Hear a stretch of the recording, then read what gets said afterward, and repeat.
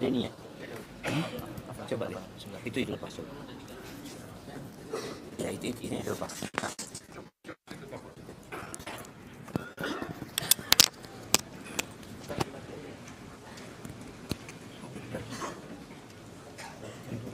Iya.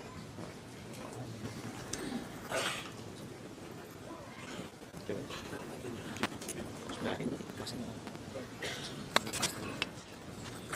Ini begini.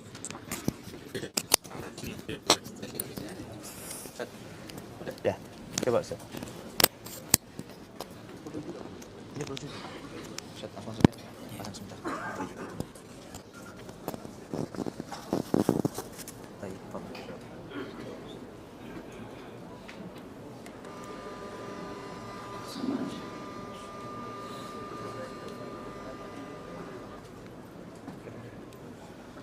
Mungkin nggak pakai mic aja ceramahnya kalau ganggu. Ya khair. Iya, anak nggak lama.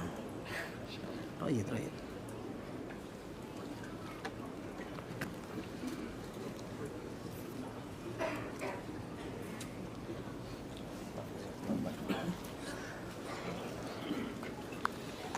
Bismillahirrahmanirrahim. Alhamdulillahi rabbil alamin. وبه نستعين على أمور الدنيا والدين والصلاة والسلام على المبعوث رحمة للعالمين نبينا محمد وعلى آله وصحابته والتابعين ومن تبعهم بإحسان إلى يوم الدين يا أيها الذين آمنوا اتقوا الله حق تقاته ولا تموتن إلا وأنتم مسلمون يا أيها الناس اتقوا ربكم الذي خلقكم من نفس واحدة وخلق منها زوجها وبث منهما رجالا كثيرا ونساء واتقوا الله الذي تساءلون به والأرحام إن الله كان عليكم رقيبا يا أيها الذين آمنوا اتقوا الله وقولوا قولا سديدا يصلح لكم أعمالكم ويغفر لكم ذنوبكم ومن يطع الله ورسوله فقد فاز فوزا عظيما أما بعد إخوة sekalian, pagi hari ini dengan jumlah yang besar seperti ini, seandainya kita betul-betul menjadi orang yang semangat dalam belajar hadis, mempelajari sunnah, ini sempat membuat bahagia sebagian guru Imam Bukhari. Imam Hafiz bin Ghiyath rahimahullah meninggal tahun 194 Hijriah. Beliau pernah melihat ada orang yang semangat belajar hadis, membawa buku dicatat. Beliau mengatakan, "Laula an ja'alallahu al-hirsa fi qulubi haula lan darasa hadha asy-sya'n." Seandainya bukan karena Allah Subhanahu wa taala menjadikan semangat ini ada pada orang-orang yang mempelajari hadis itu, menulis itu, bisa jadi ilmu hadis ini hilang. Sehingga orang yang mempelajari hadis sejak lama, menulis dan menghafal, lalu menyampaikan kepada orang-orang setelah mereka, pahalanya besar. Dan mungkin tidak semua orang mampu untuk itu. Akan tetapi seandainya kita bisa kecipratan atau ketularan ikut bersama orang-orang yang mempelajari sunnah Nabi SAW, ini kehormatan. Ini seperti yang disampaikan oleh Sufyan ats-Tsauri rahimahullah. Beliau mengatakan, sama'ul hadithi izzun liman arada bihi dunya wa rasyadun liman arada bihi al-akhirah.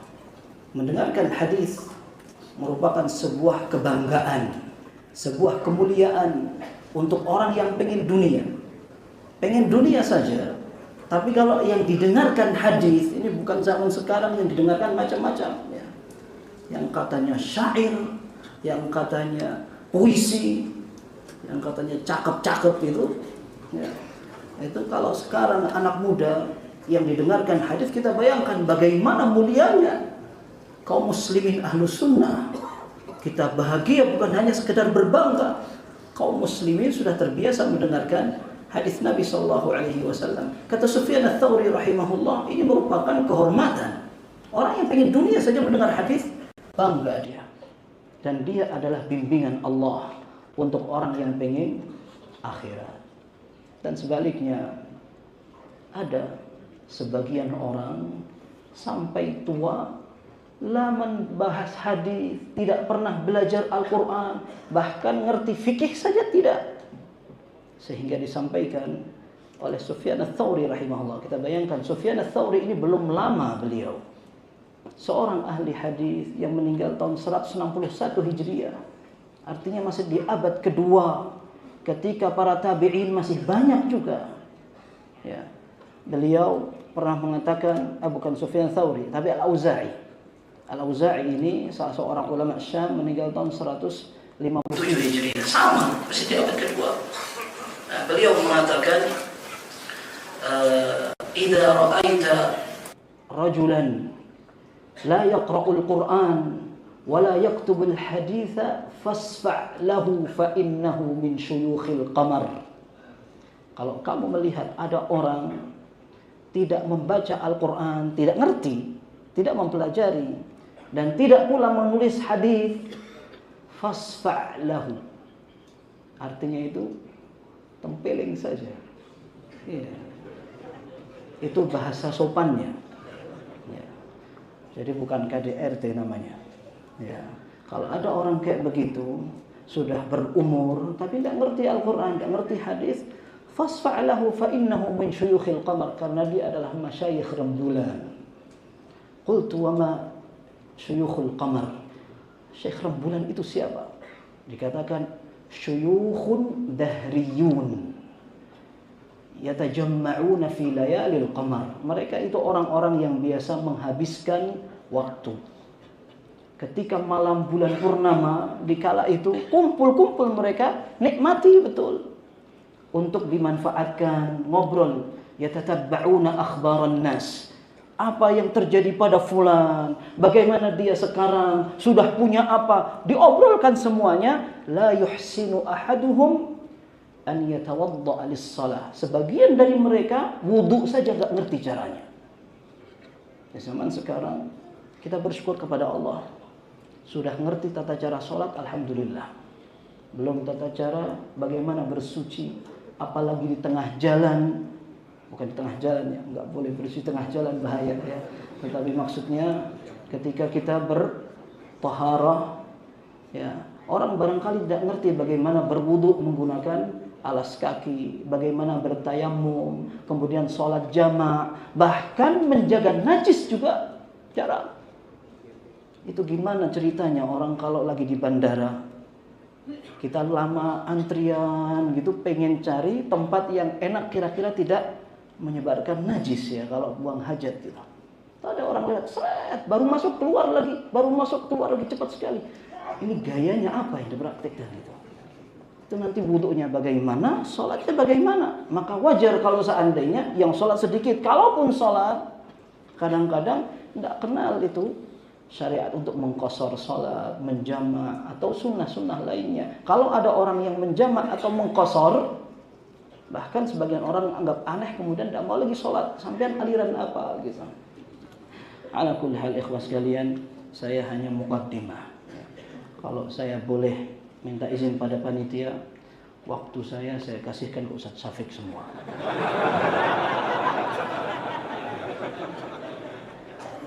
Tapi beliau sudah menyiapkan untuk antum ada sekitar 30-an hadis.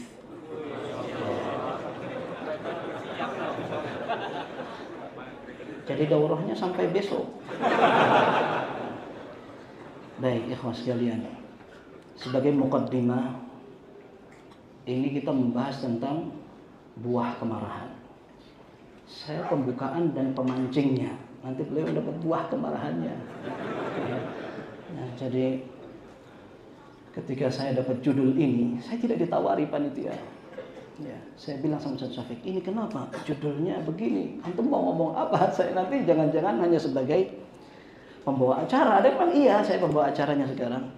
Nah, tetapi ketika saya akhirnya baca flyer-flyer teman-teman itu bilang, oh ini ternyata judulnya adalah buah kemarahan. Kok saya ngomong kemarahan? Saya ini pemarah. Saya ingat salah seorang ustadz mengatakan, saya menyampaikan kajian isinya kesabaran. Setelah pulang mobil saya disenggol orang, marah saya. Saya mau marah, saya bilang baru saja pengajian, kesabaran. Emang kalau habis ngisi pengajian nggak boleh marah lagi ya? Ini masalahnya sekarang. Ghadab itu merupakan, ya ghadab itu artinya marah. Kenapa kita perlu mengkaji? Karena itu merupakan sifat yang naluri, itu manusiawi. Bahkan ketika ada orang tidak bisa marah, dicurigai. Ya. Imam Syafi'i rahimahullah sampai mengatakan, "Idza ra'aita rajulan istughdib falam yaghdab, fahuwa himar." Kalau ada orang dipancing biar marah, gak marah-marah, jangan-jangan dia keledai. Ya.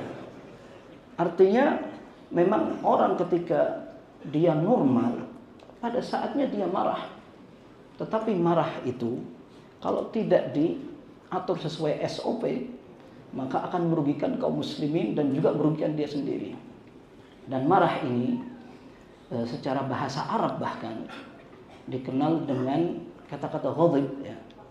Ghadib itu artinya marah, dan memang marah itu justru diambil dari kata-kata ini yang artinya syiddatun wa quwwah. Kuat, keras. Bahkan disebutkan ini dalam referensi bahasa ya. Ada istilah dalam bahasa Arab namanya al-ghadbah. Al-ghadbah itu adalah as-sakhratus salbah, batu yang keras. Makanya kalau ada orang dikasih julukan sang kepala batu, ya, berarti dia bukan orang yang lembut. Ini bukan pujian. Masya Allah, saya dapat seorang pasangan kepala batu. Wah, Masya Allah, selamat. Ya, artinya ini adalah kata-kata yang memang dari istilah bahasa Arab saja sudah mengesankan bahwa ini keras. Tetapi tidak berarti keras itu jelek. Bahkan hikmah atau bijaksana meletakkan sesuatu pada tempatnya. Pada kalanya kemarahan harus diberikan. Nabi SAW mencontohkan dalam berbagai keadaan beliau marah yang tidak pernah kelihatan marahnya seperti kala itu. Padahal masih nasihat. Tidak mesti ada orang mengatakan antum sih ngasih nasihat kayak orang marah. Dan memang kadang-kadang marah itu perlu digunakan fasilitas untuk memberi nasihat. Apalagi khutbah Jumat. Khutbah Jumat Nabi SAW dalam hadis Jabir bin Abdullah, kana idza khataba marrat ayna washtaddat ghadabah ka'annahu munziru jayshin yaqulu sabbahakum wa massakum. Nabi SAW kalau sudah khutbah beliau merah mukanya, marah sekali, seperti panglima yang mengatakan awas pasukan ini mau menyerang kalian, begitu. Jadi khutbah itu memang karakternya seorang menyampaikan berapi-api. Orang menyampaikan berapi-api saja, yang ngantuk banyak.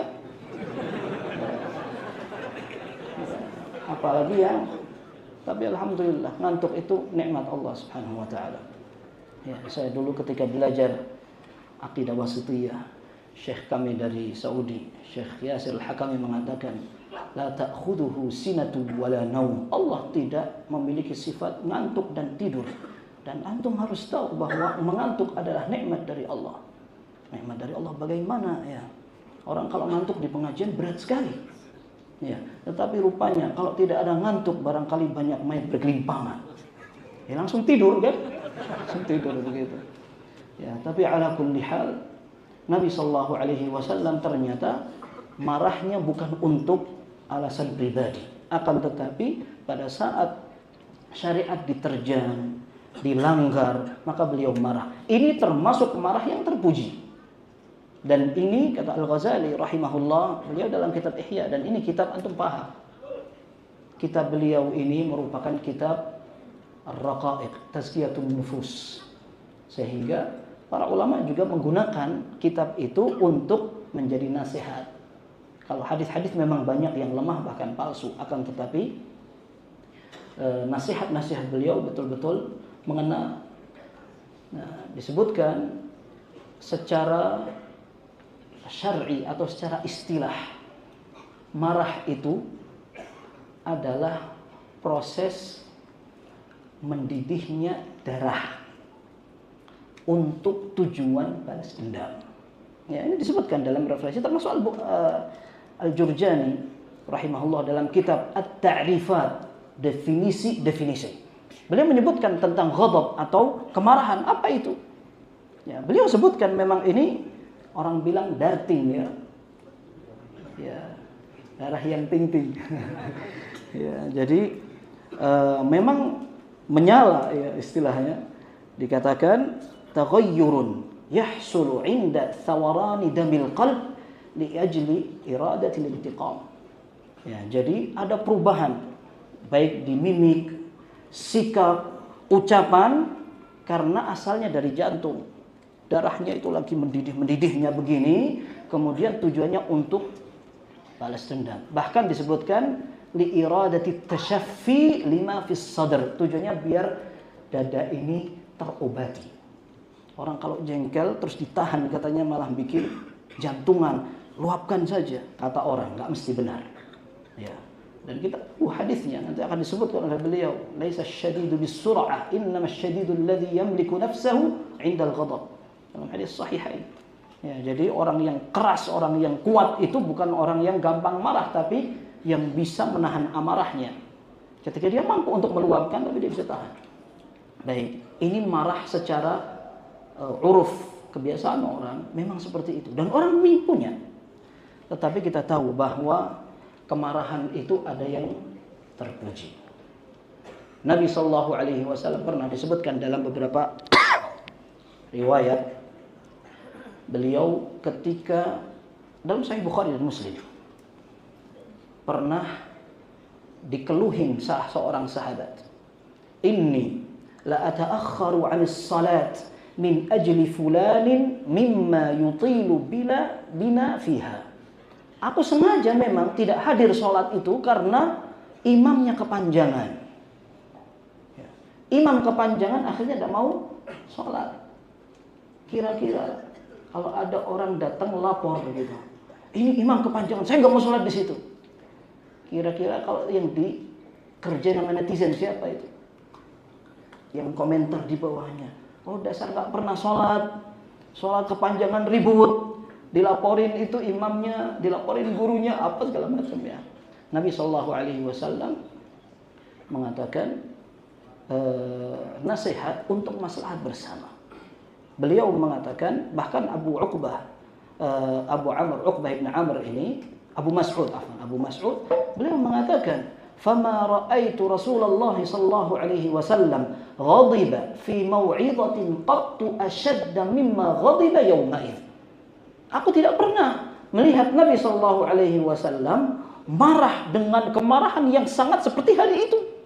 Ketika menasihati marah sekali. Lalu beliau mengatakan, ayyuhan nas, inna minkum munaffirin. Wahai sekalian manusia, sebagian kalian membuat orang lari, membuat orang gak mau lagi untuk sholat.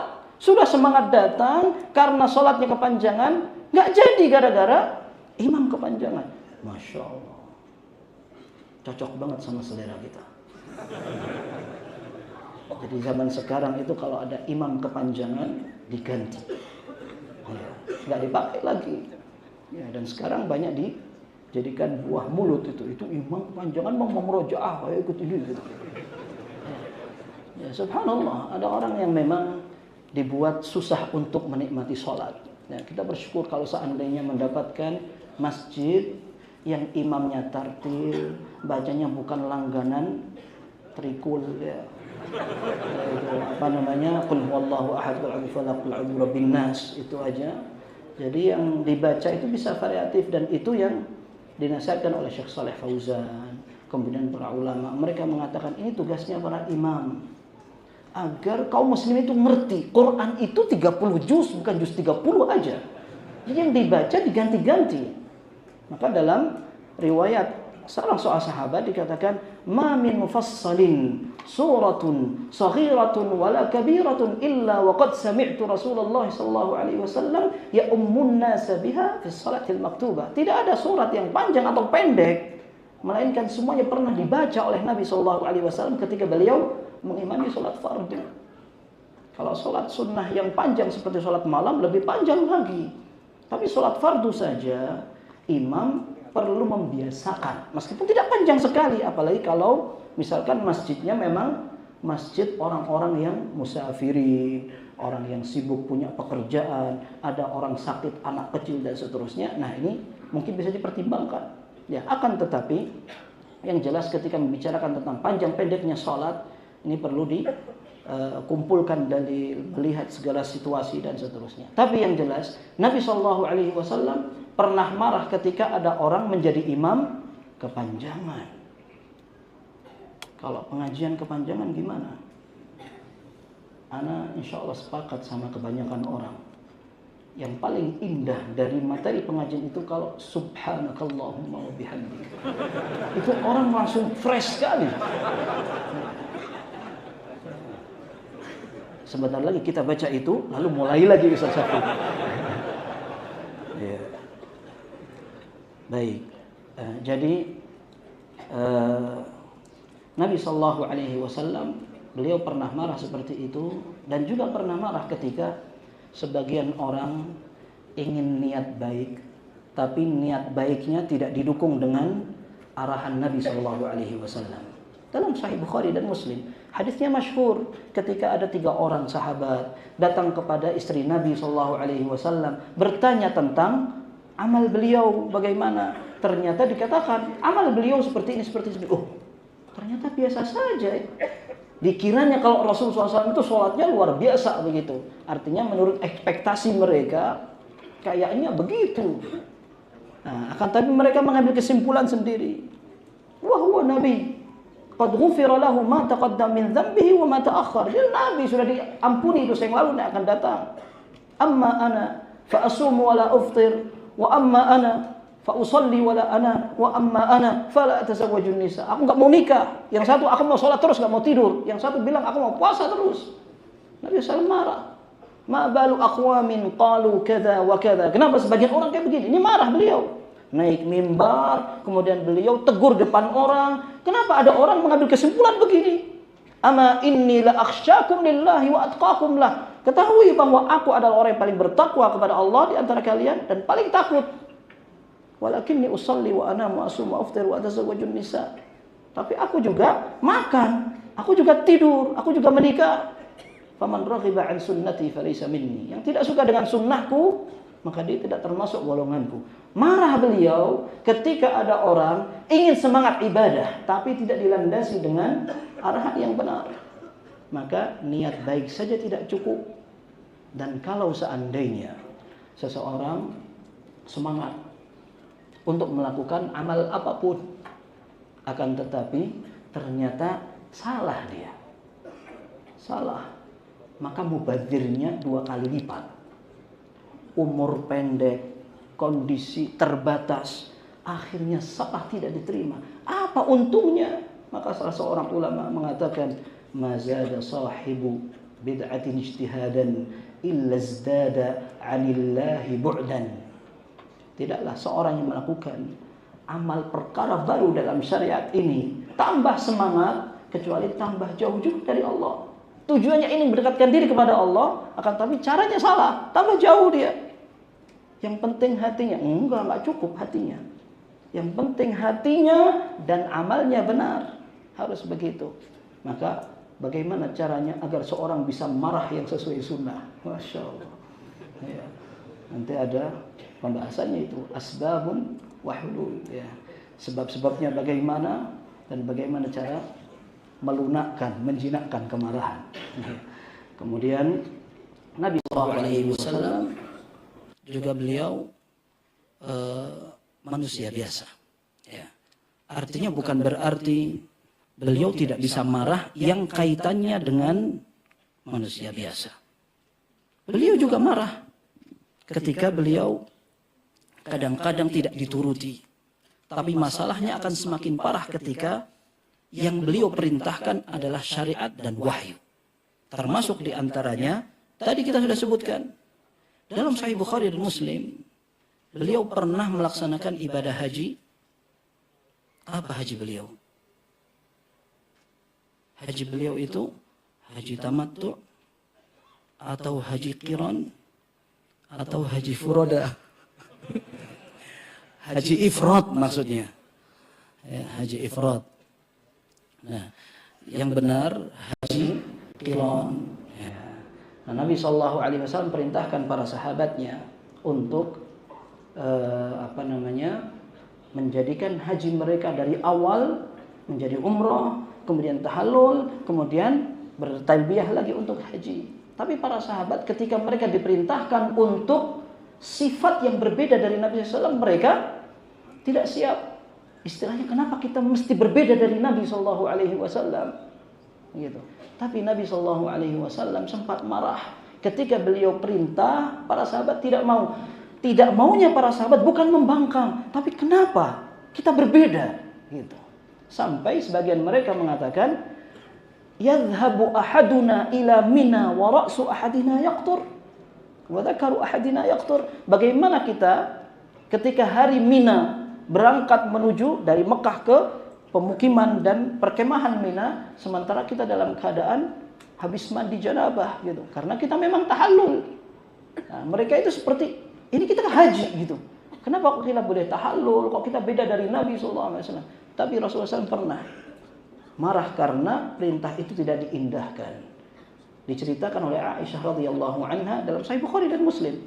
Qadima Rasulullah sallallahu alaihi wasallam sabihata rabi'atin madaina min Dzulhijjah aw khams.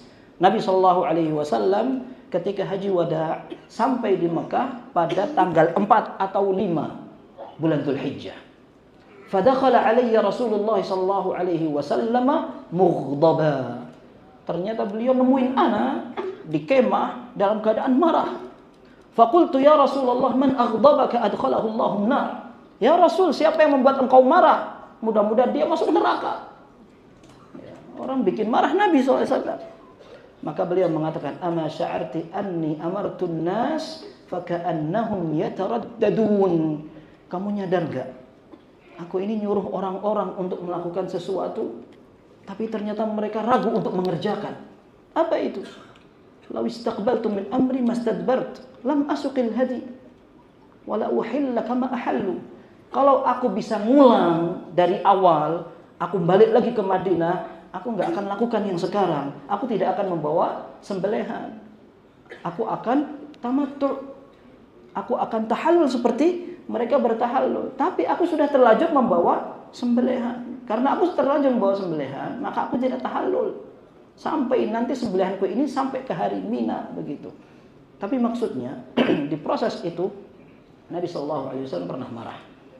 Tetapi kemarahan itu menjadi kemarahan yang luar biasa, menjadi istimewa pada saat marah itu untuk syariat. Demikian pula ketika seorang marah karena Allah, atau orang yang berhenti dari marah karena Allah. Dalam Sahih Bukhari disebutkan bahwa Umar bin Khattab radhiyallahu anhu, beliau ini seorang khalifah yang dikenal galak. Kita ngerti semua. Umar bin Khattab radhiyallahu anhu ketika ada apa-apa langsung, ya Rasulullah, da'ni adrib unuq hadzal munafiq. Biarkan tak penggaling sudah, enggak usah macam-macam gitu. Ketika beliau jadi khalifah, ada seorang Arab Badui. Arab Badui, dia jarang bertemu dengan kaum muslimin. Ketika ngomong dengan suara keras, kasar, tidak pakai sopan santun, tata krama. Dia memiliki keponakan Qari'ul Quran. Qari'ul Quran dalam Sahih Bukhari disebutkan, wa kana ashabul qurra ashabu masyurati Umar. Dulu para penasihat Umar bin Khattab radhiyallahu anhu adalah para huffaz, para ahli Quran. Salah satu di antara mereka keponakan orang Arab Badui ini. Dia datang kepada keponakannya, dia mengatakan, hal indaka wajhun inda hadzal amir.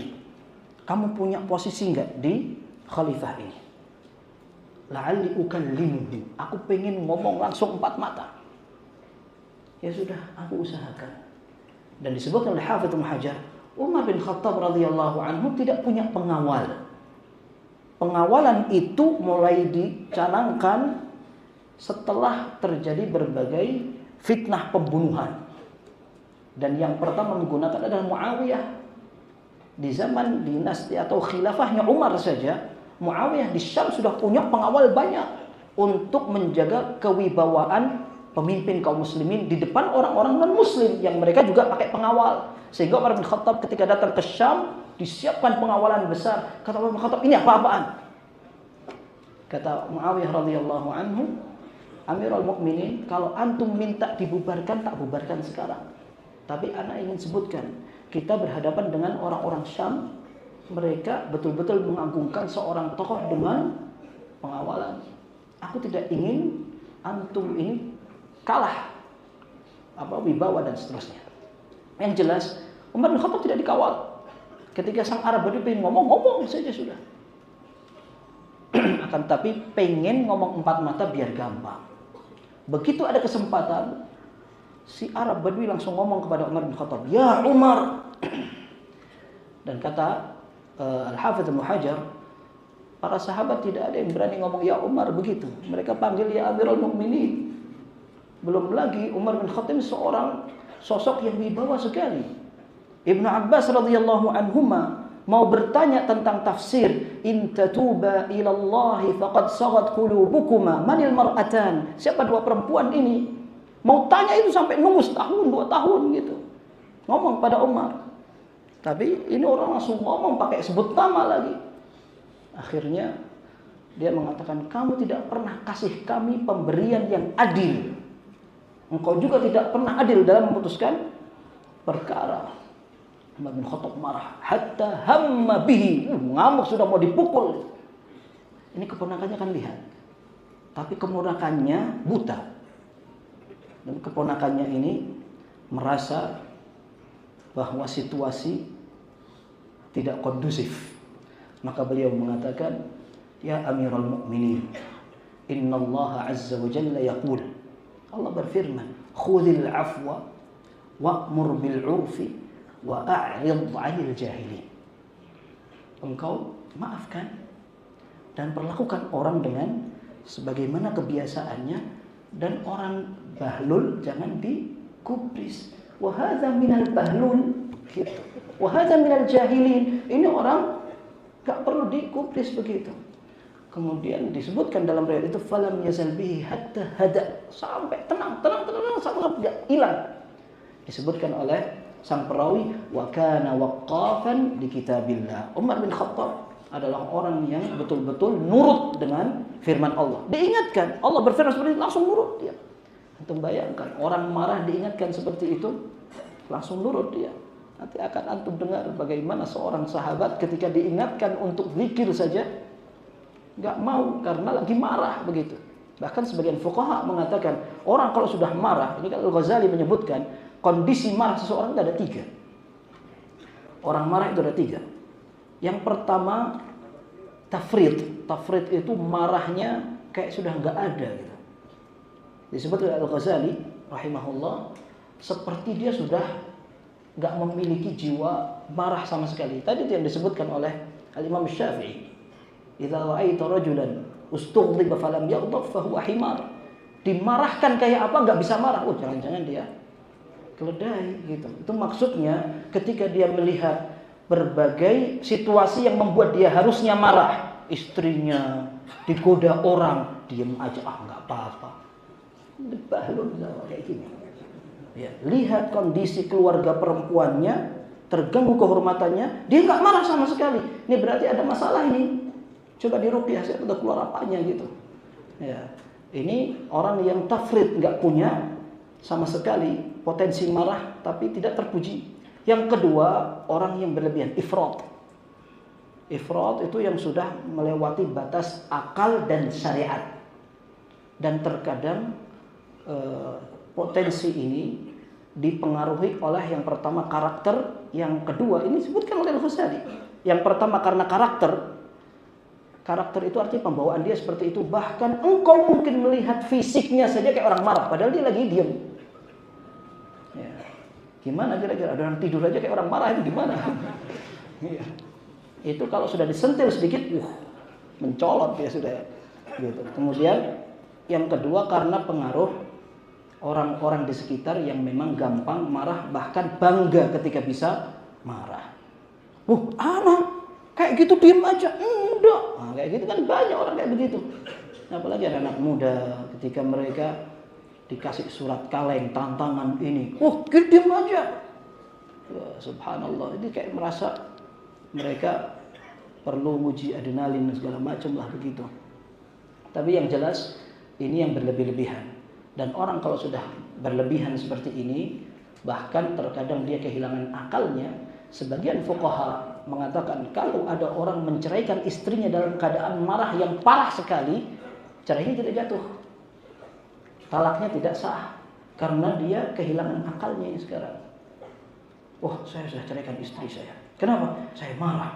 Ya nggak ada orang menceraikan istrinya dengan ketawa karena bahagia, nggak ada.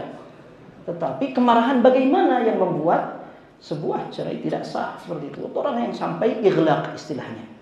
Baik. Kemudian yang ketiga, marah yang i'tidal, kata Al-Ghazali. Marah yang i'tidal itu adalah marah yang terukur. Dia marah, tapi dia rem. Dan dia menunggu arahan dari akal, hati, dan syariat. Apa yang kira-kira harus saya kerjakan dan ini adalah langkah paling bijak. Ini muqaddimah.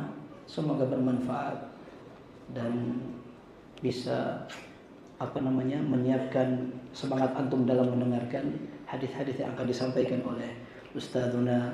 Hadza wa sallallahu wa sallam wa baraka ala abdihi wa rasulih nabiyina Muhammad wa ala alihi wa sahbihi ajma'in. Alhamdulillahirabbil alamin. Masyaallah. Gantian lagi Ustaz.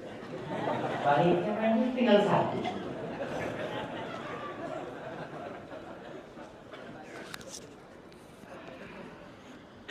Bismillahirrahmanirrahim. Alhamdulillah wassalatu wassalamu ala Rasulillah ma ba'd. Ana rasa yang disampaikan Ustaz MH Hasan Ayatullah sudah cukup. Tinggal sekarang yang punya pertanyaan anak akan bacakan kepada beliau.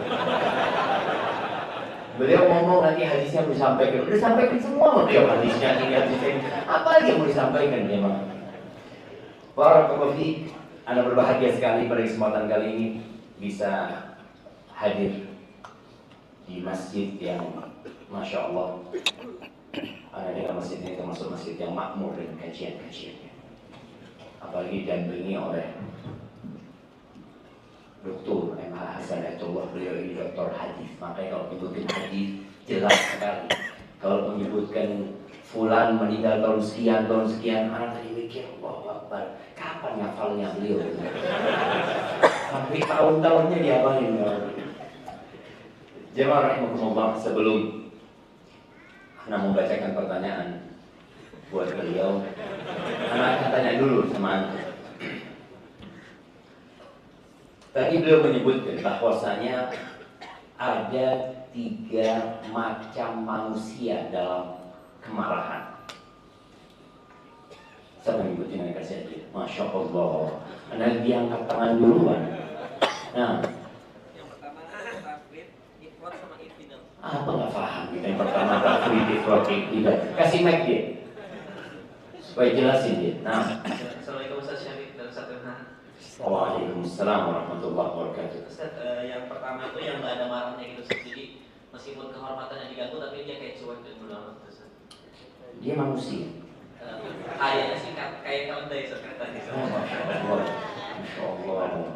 Jangan terlalu keras yang marah. Yang kedua. Yang kedua ini dia lewat batas Ustaz, marah-marahnya Ustaz. Mungkin dia banting piring gitu Ustaz. Lewat pintar banget Ustaz.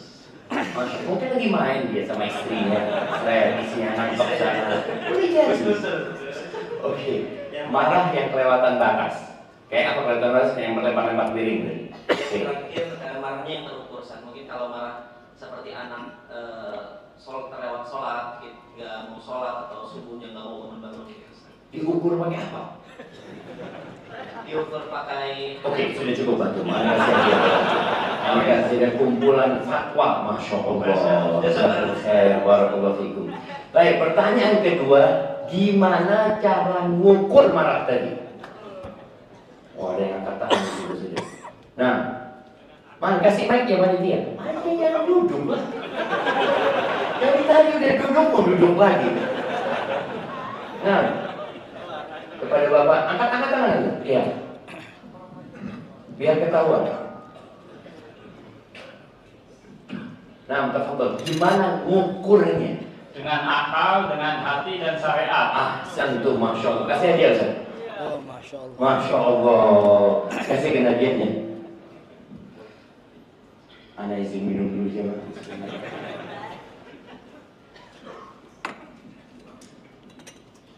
Baik, pertanyaan selanjutnya berkaitan dengan apa yang disampaikan oleh Ustaz Ayatullah tadi. Kenapa kita perlu bertanya?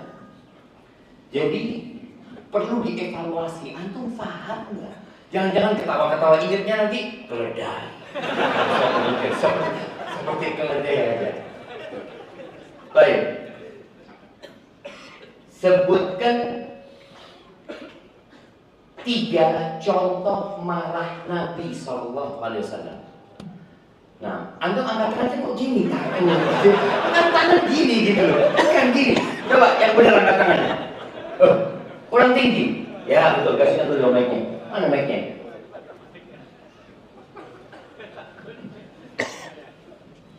Yang sama dikasih hadiah yang tadi. Udah kasih aja belum? Udah. Assalamualaikum. Waalaikumsalam. Allah marah karena syariat dilanggar sama. Oh enggak, contohnya kapan? Kan dia kasih beberapa contoh kejadian. Ketika manusia terlalu berlebihan dalam beribadah, misal berlebihan dalam sholat, berlebihan dalam puasa. Nah, yang dia mau sholat terus, dia mau puasa terus, nggak mau nikah, gitu kan? Ya. Terus Rasulullah marah karena para sahabat tidak mau melaksanakan perintahnya walaupun itu sudah syariat. Perintah. Perintah tadi pas haji. Pas haji, oke siap. Haji apa Ustaz? Haji Furoda. Mana? Sejak kapan Haji Furoda itu ada? Baik, haji. Baik, yang ketiga. Yang marah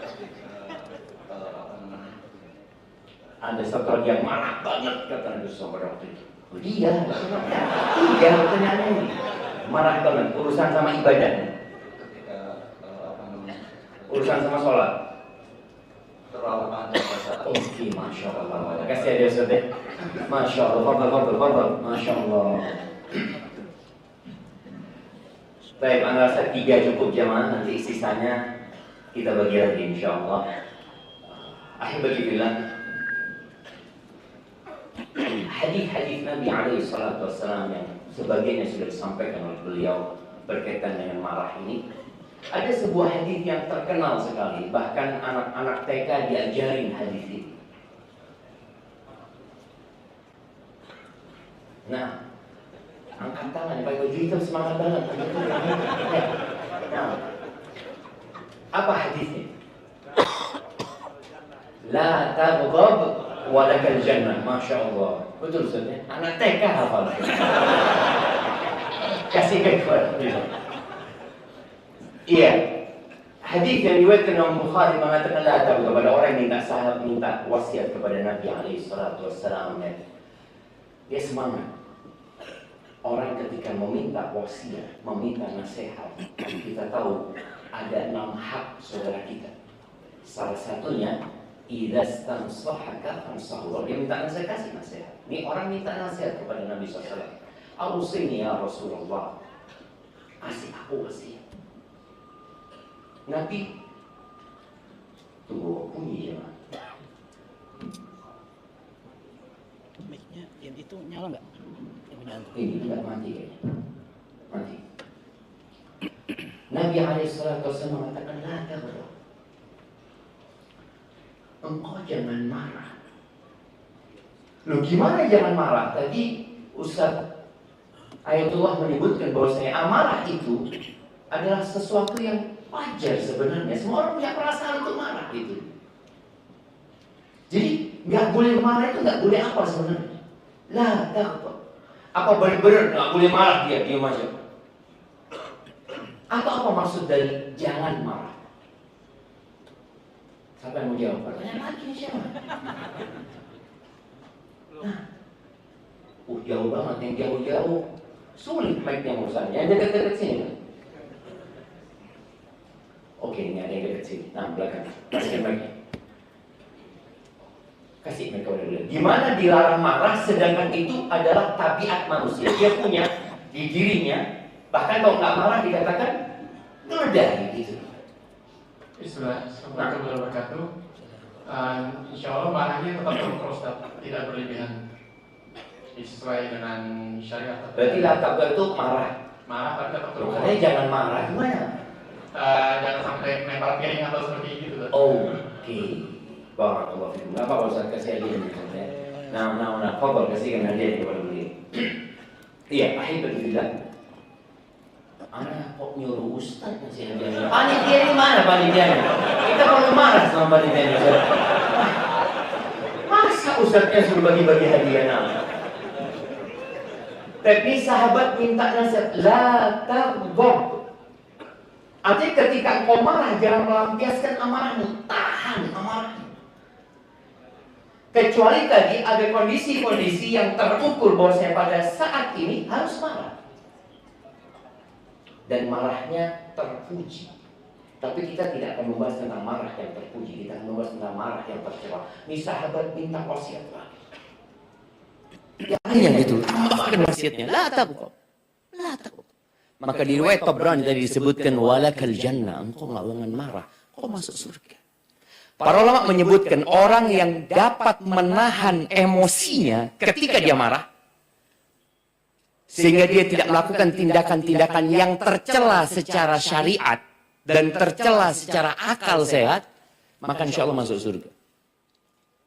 Ketika Allah menyebutkan di surat Ali Imran bahwa surga itu dipersiapkan untuk orang-orang yang bertakwa, Allah menyebutkan di antara sifat mereka, alladzina yunfiquna fis sarra wad-dharra. Subhanallah. Orang bertakwa itu dunia ini di tangannya bukan di hati. Dia suka berinfak. Tadi disebutkan ada pengumpulan dana buat Palestina. Allah jemaah, kalau antum lihat kondisi saudara-saudara kita, sangat memprihatinkan sekali. Dan kita nggak mampu berbuat apa-apa. Doa pun kadang-kadang, sedekah pun masih mikir panjang. Ketika lewat tadi kotak amal itu, apa yang ada dalam benak antum? Ana punya fulus hanya untuk makan siang. Nggak usah makan siang hari. Saudara kita berhari-hari nggak makan. Apa susahnya? Maka dikatakan orang-orang bertakwa itu senantiasa berinfak dalam kondisi lapang dan dalam kondisi sempit. Dalam kondisi susah dan dalam kondisi senang. Terus dia berinfak. Benar-benar kecintaan kepada dunia, karena ini ada hubungannya dengan marah. Dia nggak sama dunia ini taruh di tangannya gitu. Kemudian wal kawiminal ghaid. Orang-orang bertakwa itu bukan orang-orang yang tidak marah, tapi orang-orang yang ketika marah dia menahan emosi. Tadi dia masih bisa mikir, apa yang harus aku lakukan saat ini? Soalnya kalau tidak, orang tatkala marah, dia akan menceraikan istrinya. Tadi disebutkan, orang sama Ustaz MH, bahwasanya orang yang marahnya sampai tertutup akalnya, ya nggak ada akalnya dia. Sehingga hukum tidak berlaku. Tapi orang yang marah biasanya, puncak dari kemarahan itu akhirnya orang akan membunuh. Itu melihat kisah orang-orang yang melakukan pembunuhan. Rata-rata disebabkan emosi. Kalap dia. Bahkan ada seorang istri, Masya Allah, dibawa kemana? Nggak jadi dibagikan? Oke, siap. Masya Allah. Jadi benar panitianya sekarang jemaah. Ini termasuk marah yang boleh nggak kita jemaah? Terukur kan? Nggak sampai lempar-lempar bajuan. Nah, ada seorang istri yang mengetahui suaminya kawin lagi. Apa yang dia lakukan? Ia potong kemaluan suaminya waktu tidur. Ini termasuk yang terukur apa enggak jemaah? Dia kan bisa ngukur sampai mana yang dipotong gitu ya. Sahih ada loh jemaah, ada kejadian itu. Itu karena marah dia. Karena marah. Ada yang suaminya disiram bensin ketika tidur. Hati-hati antum yang mau kawin lagi. Antum lihat, kira-kira yang di rumah kalau marah seperti apa? Oh, enggak, terukur Ustaz. Paling 2-3 senti yang dipotong sama dia. Wah, sahih. Ada orang yang marah tadi. Kemudian dia melakukan tindakan yang setelah itu dia menyesal. Qabil. Kenapa dia membunuh saudaranya sendiri? Marah. Dia bunuh saudara, terakhir menyesal. Maka Allah menyebutkan bahwa orang-orang bertakwa itu bukan mereka nggak marah, tapi mereka menahan. Karena ini menjadi ujian buat seorang hamba. Allah kasih di diri hamba itu emosi untuk marah. Tapi ada orang yang Masya Allah, dia menahan emosi. Tadi juga hadis yang disebutkan oleh Ustaz MH. Laisya syadid bisura. Jawara, jagoan itu, yang dikatakan orang yang kuat itu, bukan orang yang menang gulat terus. Kan ada orang-orang, jagoan, Ustaz, nggak ada yang berani sama fulan. Kita pikir dia selalu enggak. Innama syadid man yamliku nafsahu 'indal ghadab. Orang yang tatkala marah ternyata dia bisa menguasai dirinya. Dia bisa mengendalikan emosi. Maka Allah sebutkan wal kadhiminal ghaidh. Kemudian wal 'afina 'anil nas. Tadi disebutkan bagaimana Umar bin Khattab marah dia. Bahkan hampir mau memberikan hukuman kepada orang Badui ini. Lalu dibacakan kepada beliau ayat Allah. Kira-kira kalau antum dibacakan kepada antum ayat Allah, antum akan berhenti emosi. Wallahu a'lam. Artinya aja nggak tahu apa maksud ayat ini. Bacakan. Makanya perlu belajar Al-Quran dengan artinya. Umar ketika dibacakan ayat khudhil afwa, Umar langsung menahan diri. Wa'mur bil 'urfi wa'rid 'anil jahil. Udah nggak usah diurusin gitu loh sama orang-orang bodoh gitu loh. Jangan akhirnya kita ikut jadi bodoh ketika marah kepada orang-orang tersebut. Umar nahan diri, termasuk wal kadhimin al ghaidh wal 'afina 'anil nas. Memaafkan orang. Karena ada orang yang kalau sudah marah bertahun-tahun, dia tidak bertegur sapa dengan saudara. Ada. Sampai ada satu orang cerita, dia punya abang, nggak mau negur anak 20 tahun. Karena marah. Maka orang yang berhasil menahan emosinya dan mengendalikan marahnya, insya Allah dia akan hidup bahagia dunia akhir. Apalagi kalau sampai tingkat dia memaafkan orang lain, dan berbuat baik kepada orang itu. Dan Allah cinta kepada orang yang suka berbuat baik. Ahibati billah. Ibnul Qayyim rahimahullah ta'ala menyebutkan ada 4 akar akhlak buruk. 4 akar akhlak buruk. Siapa yang menyebutin? Saya rasa pembahasan ini sudah sering disampaikan oleh para ustaz. Kita tahu ya, yang paling berat di timbangan itu adalah akhlak yang mulia. Dan marah ini termasuk salah satu dari 4 itu. Anak kasih bocoran antum sudah. Tinggal 3.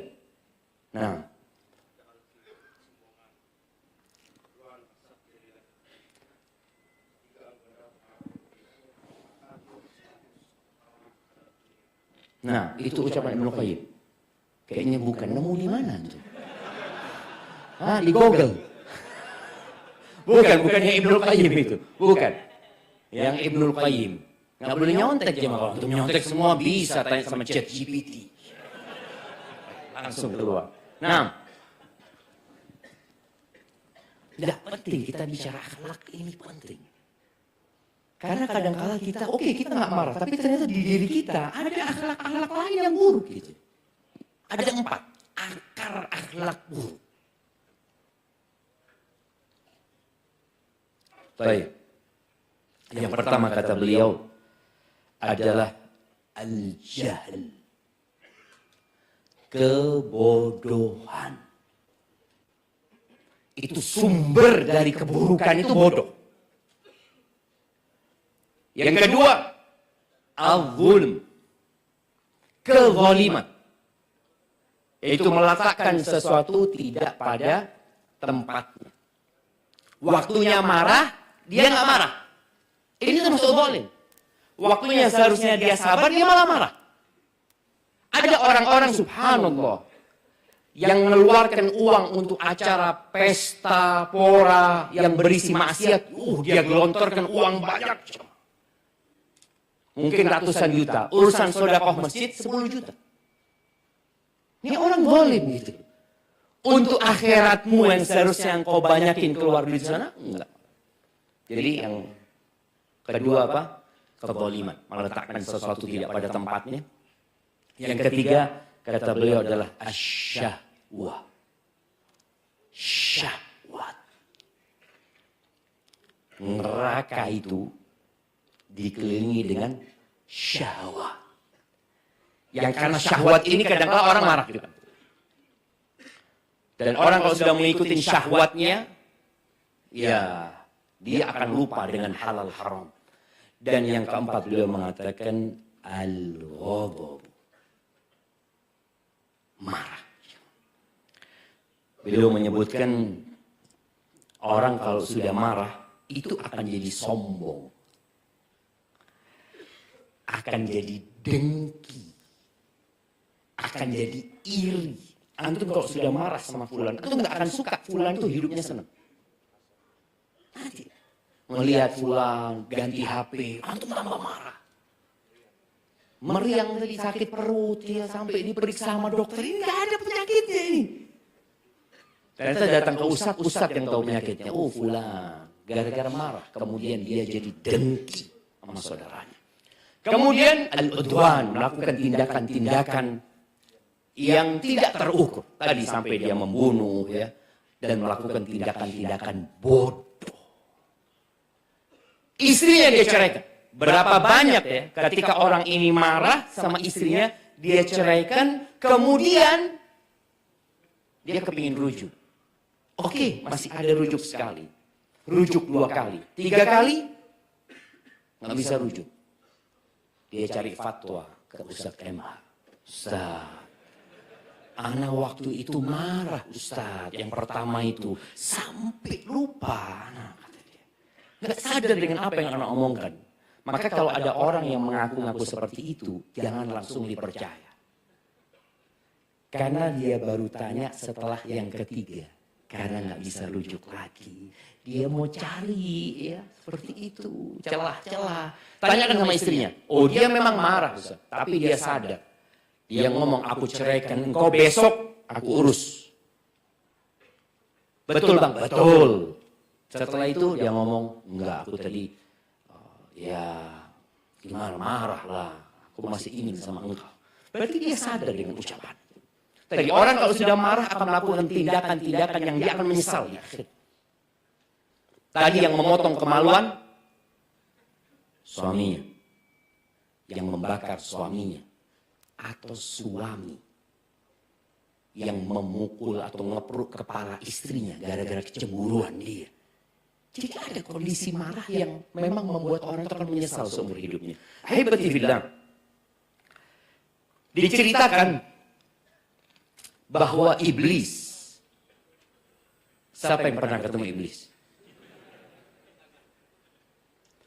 Setan itu mengalir ikut aliran darah kita. Dikatakan bahwasanya iblis ini berkata, mata a'jazani ibnu Adam, falan yu'jizani idza ghadab.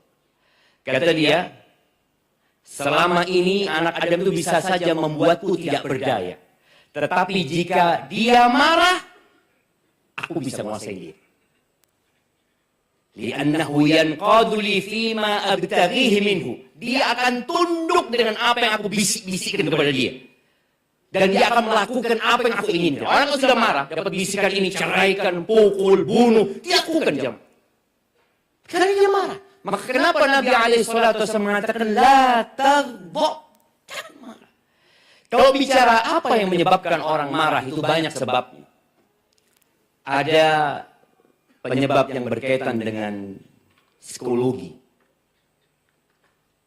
Ya, tadi disebutkan oleh Ustaz MH, Ada orang yang beranggapan bahwasanya marah itu sebuah kejantanan. Jadi ketika orang ini memaafkan dianggap penakut. Engkau diem aja. Kalau aku sudah aku gampar. Ada yang seperti itu. Jadi ada masalah dengan psikologi. Sebagian orang itu beranggapan bahwa marah itu simbol kegagalan, keberanian. Tapi ada faktor lain yang menyebabkan orang marah itu karena merasa terzalimi, merasa dihina. Tadi juga di definisi yang disebut oleh Ustaz MH, orang ini ingin melampiaskan. Aku ini dizalimi, aku harus mengambil hakku, aku harus balas dendam. Akhirnya dia marah untuk mengambil haknya. Ada yang tuntutan dan tekanan yang berlebih. Maka buat para istri ya, kalau diajak suaminya, dipanggil nih ke atas ranjangnya, kemudian dia nolak, itu malaikat turun tangan melaknat dia. Bayangin. Gara-gara urusan suaminya marah, ini marah yang diperbolehkan. Kata Nabi SAW, "Idza da'a ar-rajulu imra'atahu ila firashihi fa'abat, fabata ghadban." Apabila seorang suami memanggil istrinya ke ranjangnya. Jadi dulu ranjang itu mungkin nggak seperti sekarang, ya, king size. Bisa buat 7 orang ranjangnya. Ada ranjang yang kecil-kecil dulu jamaah. Apabila seorang suami memanggil istrinya ke ranjangnya. Boleh jadi istri punya ranjang sendiri. Di ranjang itu dia nyusuin anaknya. Dia di ranjang itu adalah kegiatan-kegiatan dia di situ. Diajak sama suaminya. Kemudian dia enggan. Nggak mau. Ada seorang yang tanya sama anak, ya Allah, anak kalau ingat itu sedih anak. Karena anak belum jawab pertanyaan dia. Anak jadi ingat di sini. Mudah-mudahan dia hadir di tempat ini. Dia 6 bulan, istri nggak mau dihubungi. 6 bulan. Karena alasan ini setelah melahirkan. Karena alasan nyusui, alasan capek, alasan ini itu. Yang menyebabkan suami marah akhirnya. Ketika suami marah, tidur dalam kondisi marah. Marah tadi yang terukur. Dia nggak sampai lempar-lempar, nggak sampai memaki. Tapi dia menahan emosinya. Malaikat turun tangan melaknat perempuan itu sampai pagi. Dan terkadang sebagian wanita melihat kenapa rumah tanggaku kok seperti ini. Gitu. Boleh jadi karena engkau tidak memenuhi kewajibanmu sebagai seorang istri. Seorang suami itu menikah salah satu tujuannya apa? Bapak-bapak. Untuk menikah kenapa? Yang menyalurkan nafsu tadi. Ketika nafsu itu tidak tersalurkan, semua akan dimarahi. Tapi kalau orang itu bisa nahan emosi, ya mungkin dia diem aja. Dan memang itu hikmah ketika dia menahan emosi dengan dia. Dia mengikuti hadis Nabi SAW. Maka jangan sampai ini penyebab amarah yang terkadang kita nggak sadar bahwa kita telah menyebabkan orang lain jadi marah. Kemudian ada yang faktor umur dan kondisi fisik. Orang itu kalau sakit ya, kadang-kadang emosinya mudah terpancing. Apalagi kena stroke, umurnya sudah tua. Maka sebagian anak merasa, bapak anak sekarang beda nggak kayak dulu. Lebih sensi gitu. Itu terjadi. Itu menjadi penyebab. Ada yang faktor sosial. Apa faktor sosial? Ya urusan kerjaan. Ya. Dia kerja capek, ini itu. Di rumah tidak disambut sama istrinya. Akhirnya jadi marah. Kemudian ada faktor lingkungan. Tadi yang disebutkan oleh Ustaz MH. Lingkungannya orang-orang yang berpandangan bahwasanya marah itu sebuah kejantanan dan kegagahan. Ada yang faktor genetik. Antum pernah lihat, anak ini ya Allah Ustaz, anak mudah sekali marah, Ustaz, kayak bapak anak. Iya. Ada yang satu keluarga itu terkenal. Tadi yang kepala batu kan. Sampai fulan, aduh harus sabar antum. Karena satu keluarga memang boleh jadi karena faktor lingkungan, boleh jadi karena genetik. Manusia itu diciptakan dari tanah. Dan kita tahu tanah ini macam-macam. Ada tanah yang putih, maka antum lihat sebagian kenapa putih ya. Itu dari tanah yang putih diciptakan. Ada yang gelap. Ada tanah yang lembek, lembut, ada tanah yang keras. Maka ketika seorang lahir dengan akhlak yang mulia, dia udah dikasih, dia lembut, maka hendaklah bersyukur kepada Allah Azza wa Jalla memujinya. Tapi ada orang yang lahir memang udah keras. Maka hendaklah dia berusaha untuk memperbaiki dirinya. Ketika faktornya itu faktor genetika. Seperti cerita sahabat Nabi Al-Ashaj bin Abdul Qais ya. Ketika Nabi SAW menyebutkan di dirimu ada 2 sifat yang mulia yang dicintai oleh Allah dan Rasul. Al-hilm wal-ana. Sifat ini sifat santun, tidak tergesa-gesa orangnya jamaah. Dia tanya, ya Rasulullah, apakah 2 hal ini sebuah sifat yang aku usahakan? Aku mendapatkannya karena berusaha, berupaya, atau karena Allah menciptakan aku, melahirkan aku dengan 2 sifat ini? Allah yang sudah memberikan kepada. Maka faktor-faktor ini perlu menjadi perhatian kita. Ketika antum melihat, oh anak karena faktor lingkungan, tinggalkan lingkungan tersebut. Karena faktor genetika, ya berusaha untuk berupaya untuk menahan emosi dan cara-caranya udah disebutkan sama Nabi SAW. Yang pertama, cara mengendalikan emosi atau mengontrol amarah kita. Diam. Ketika marah, usahakan diam. Idza ghadiba ahadukum falyaskut. Tapi anak ingin ngomong nggak kuat Ustaz, nggak apa-apa. Kalau antum dipaksa harus ngomong, antum ucapkan sesuatu yang sudah dianjurkan sama Nabi SAW. Baca a'udzu billahi minasyaitonir rajim.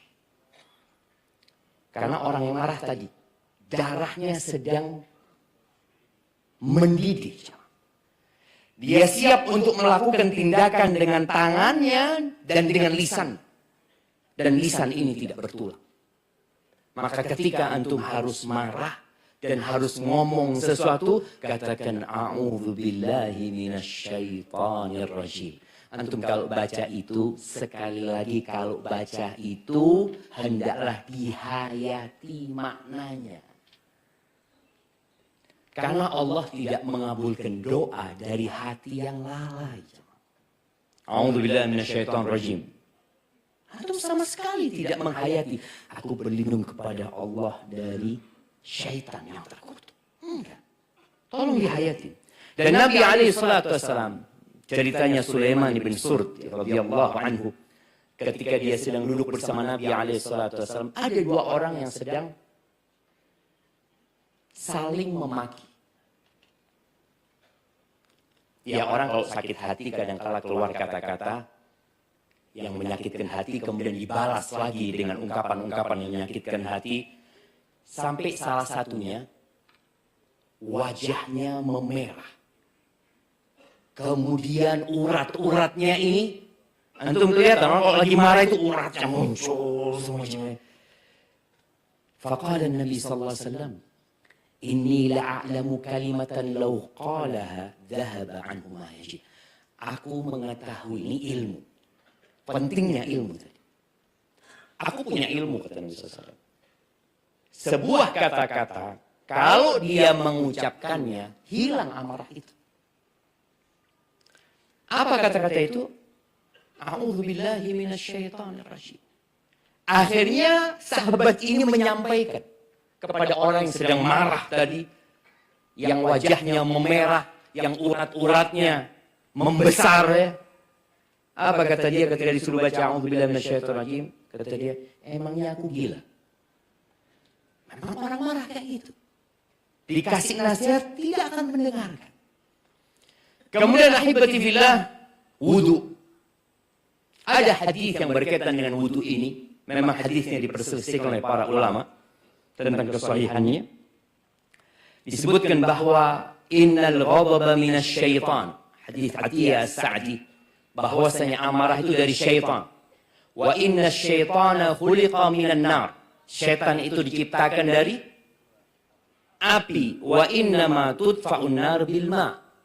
Api itu dimatikan dengan air. Fa idza ghadiba ahadukum falyatawadda.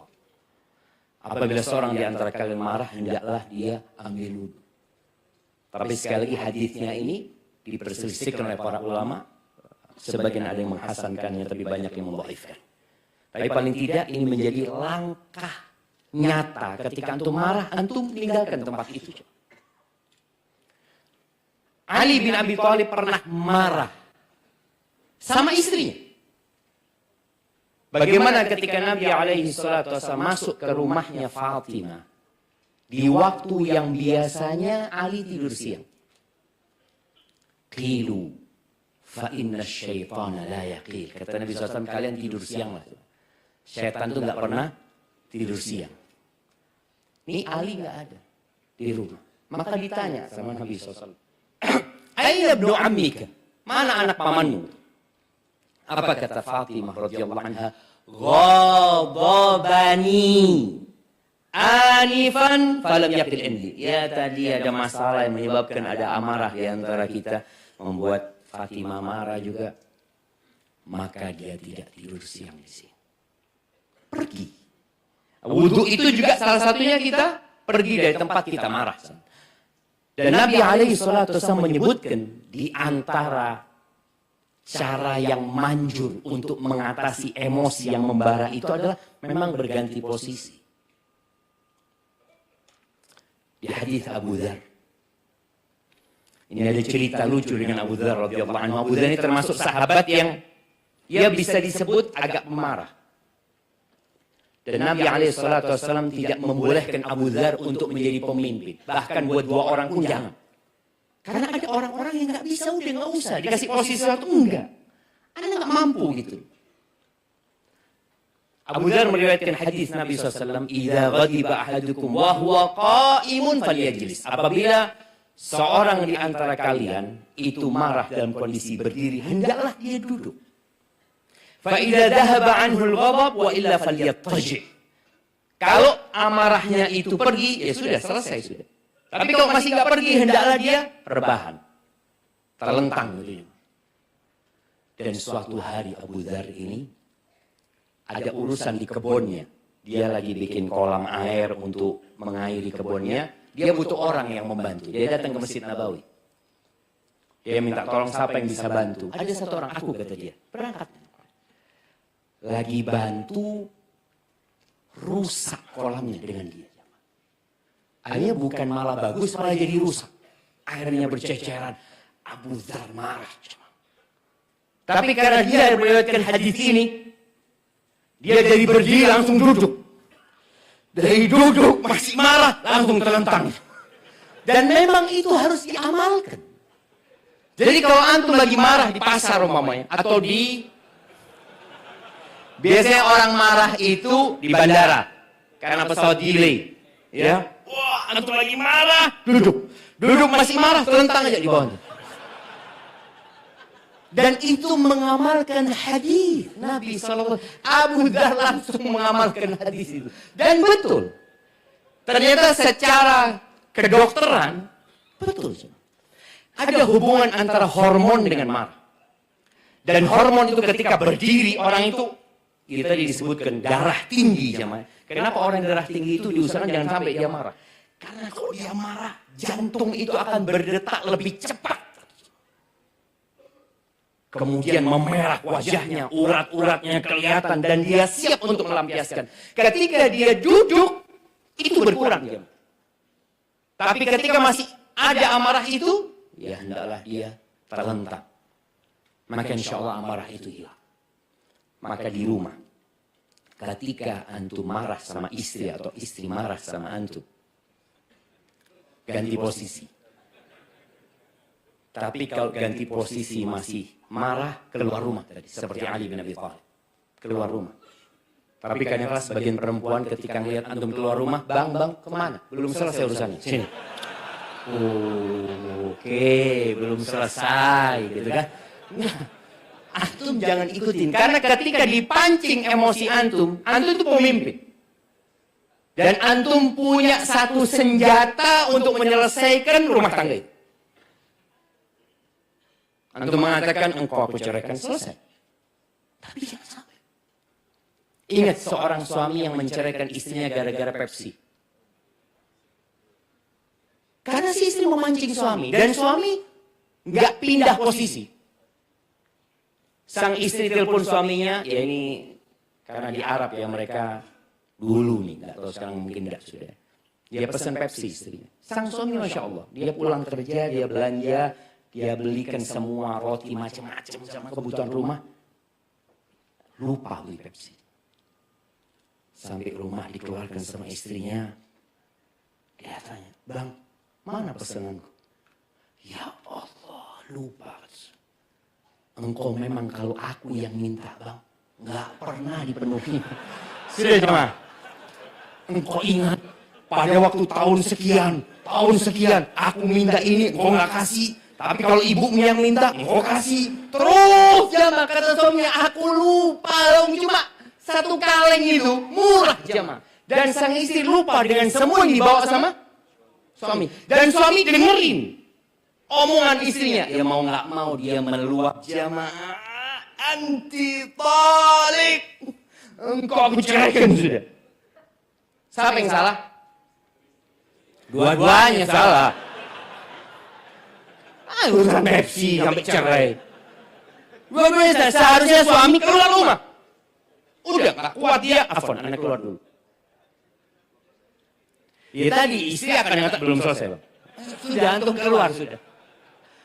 Sampai ada satu konten video ya, nggak tahu konten ini beneran atau cuma gurauan ya. Karena sekarang semua orang bisa bikin konten. Ada seorang diwawancarai, engkau kok bisa menjaga rumah tangga sampai 25 tahun kata dia. Iya, aku punya kesepakatan sama istriku.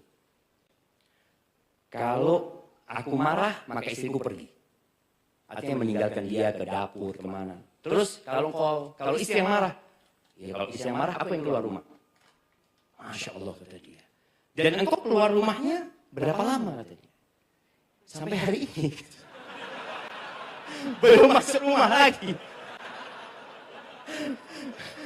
Keluar sampai hari ini. Karena marahnya belum selesai jemaah. Enggak lah jemaah. Ini benar nasihat Nabi SAW dan praktek sahabat tadi disampaikan Ali bin Abi Thalib ketika marah dia keluar rumah. Itu termasuk untuk menyelesaikan masalah. Antum jangan di tempat masalah, keluar, pergi sudah. Tapi jangan salah tempat ketika keluar rumah. Kemudian ahibati billah, ya yang termasuk membuat orang bisa menahan emosinya, memikirkan hadis-hadis tentang keutamaan menahan emosi. Antum tahu ya. Kalau ada orang yang marah dan dia bisa melampiaskan amarahnya, kemudian dia tahan, salah satu pahalanya pada hari kiamat, dia diperbolehkan memilih dari bidadari surga yang dia suka. Ketika istri marah, antum ingat, Insya Allah, anak memilih bidadari. Nah, ini termasuk yang meredam emosi kita. Kemudian juga memikirkan dampak buruk dari amarah tersebut. Kalau antum biarkan marah, anak-anak akan jadi korbannya. Atau tadi ada seorang yang marah kemudian membunuh, antum akan dipenjara kalau tidak dibunuh juga. Kemudian yang terakhir, doa untuk menahan emosi. Di antara doa yang diajarkan Nabi SAW yang beliau biasa baca ketika istiftah sholat malam, Allahumma hdini li ahsanil akhlaq. La yahdi li ahsaniha illa wasrif anni sayyi'aha la yasrifu anni sayyi'aha illa anta. Ya Allah, tunjukkan kepada aku akhlak yang baik.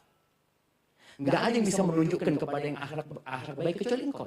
Tadi kita udah bahas bahwa saya marah ini bukan akhlak baik.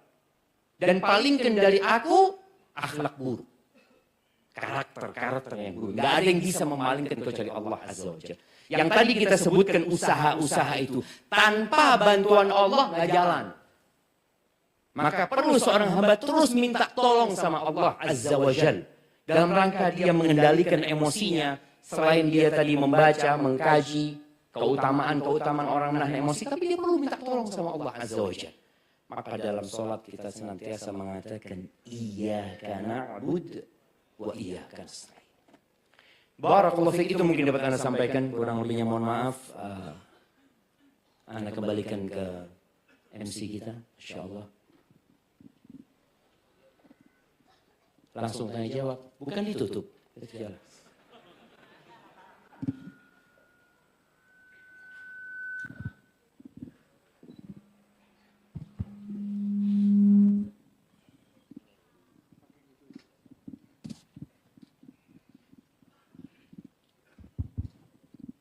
Bismillah. Masya Allah. Jazakumullah khair wa barakallahu fikum kepada asatidah sekalian, Ustaz MH Hasanatullah, kemudian kepada Ustaz Syafiq Riza Hasan Salama. Sebagai salah satu pembahasan buah kemarahan, ana meminta maaf Ustaz kepada antum berdua karena kekurangan kita sebagai panitia.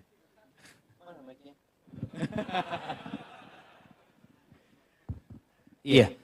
Panitia ini kadang-kadang kalau sambutan, mohon maaf kalau ada kekurangan ya. Apabila ada kekurangan, jangan gitu. Mohon maaf karena banyak kekurangan. Gitu loh. Bukan apabila. Iya benar.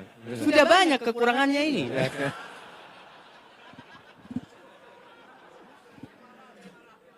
Jangan marah antum ya. Enggak kan, antum enggak marah kan. Siap. Jazakumullah khair barakallahu fikum Ustaz wa ahsanallahu ilaikum. Semoga Allah berkahi antum berdua, semoga Allah. Jamaah MC kita ini ditodong tadi di dalam jamaah.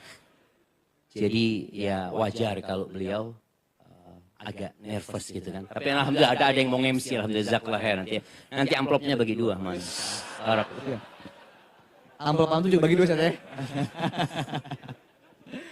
Baik, insyaallah ana akan bacakan pertanyaan kepada Ustaz Syafiq. Antum pertanyaan duluan Ustaz ya. Mana udah capek ngomong anak tanya lagi. Ya Ustaz itu Allah dari tadi diam dia. Baik.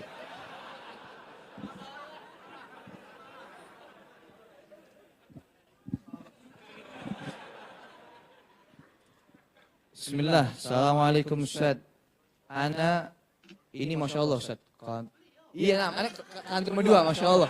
Ini pertanyaan dari akhwat tebelnya segini Ustaz. Masya Allah. Dari ikhwan, ana baru terima 3. Masya Allah. Ikhwannya udah pintar semua, alhamdulillah. Masya Allah. Ana vendor sebuah bank syariah, Ustaz. Ana dapat hadiah umroh, tapi ada pajak sebesar 25% yang harus ana bayar. Apa hukum umroh ana, Ustaz? Karena ada pajak dan apa diperbolehkan? Barakallahu fiik.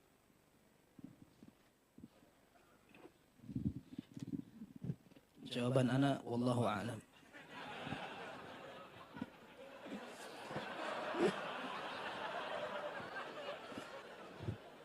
Kita bahas marah, pertanyaannya pajak sama apa gimana sih antum? Itu pertanyaannya ke Ustaz Irwandi gitu loh. Ya Allah, Ustaz ini bikin marah lagi nih Ustaz. Ulangi lagi pertanyaan buat beliau. Ustadz, izin bertanya, bolehkah kita menyudahi akad pernikahan kita jika tidak lagi mencintai pasangan kita karena fisiknya? Masya Allah. Apakah ini termasuk wanita yang tidak mencium bau surga sama sekali Ustadz? Barakallahu fiik.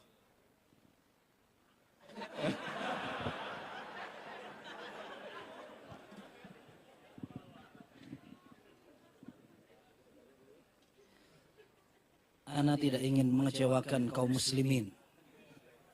Jadi pertanyaan-pertanyaan itu sebenarnya diarahkan ke Ustadz Syafiq. Ketika yang jawab bukan yang ditanya, sakitnya sampai besok. Jadi Ustadz, kalau nggak dijawab sekarang, hari Selasa di Fatwa TV Ustadz. Ya, rubrik keluarga beliau. Jadi memang ini kayaknya semuanya Ustadz Syafiq ya. Ya, barakallah. Iya, sebenarnya Ustaz nggak boleh suudzon sama mereka Ustaz. Kan suudzon, mereka kecewa. Enggak. Mereka itu butuh jawaban dari siapapun Ustaz ya, Masya Allah. Maka Alhamdulillah Ustaz-Ustaz Dewan Fatwa ini saling melengkapi jemaah. Dan ana berbahagia sekali ana bisa bergabung dengan para asatidzah di Dewan Fatwa. Ketika diskusi itu, ana jadi sangat tahu dengan kekurangan ana. Faham di mana kesalahan-kesalahan kita. Karena ketika diskusi itu kita diminta mempresentasikan makalah yang kita ditugaskan untuk membahas. Lalu 12 ustadz itu mengkoreksi kita. Bayangin untuk jamaah. Kita kalau sidang skripsi atau disertasi atau tesis berapa orang? Ini 12 ustadz doktor semuanya. Kita kadang-kala habis acara itu harus ya pijet. Karena habis digebokin sama Ustaz-Ustaz. Ya insya Allah ana mungkin berusaha menjawab, ada tambahan dari Ustaz MH Ayatullah. Umar bin Khattab pernah mengatakan, fa inna aqallal buyut allati tubna 'alal hub. Sedikit rumah tangga yang dibangun di atas cinta. Sedikit gitu. Maka tatkala seorang membangun rumah tangga, hendaklah semua dimulai dengan niat yang baik dan benar. Kenapa dia menikah? Kadangkala pertanyaan kita, kapan antum menikah? Dirubah sekarang pertanyaannya. Antum kenapa mau nikah? Apa sebenarnya tujuannya? Sebagian orang menikah gara-gara sering dibully sama temannya. Kapan nikah antum? Ada cerita jemaah, nih tetangga ditanyain terus kapan nikah, besoknya dibawain parang, dibacok temennya. Betul jemaah. Itu termasuk pertanyaan yang memancing emosi. Ganti pertanyaan. Maka tadi, kenapa antum nikah? Apa alasannya? Supaya orang menikah benar-benar tahu. Kayak tadi umpamanya, dia sudah nikah, ternyata pasangannya secara fisik tidak menyenangkan. Emangnya nggak nadhor kemarin?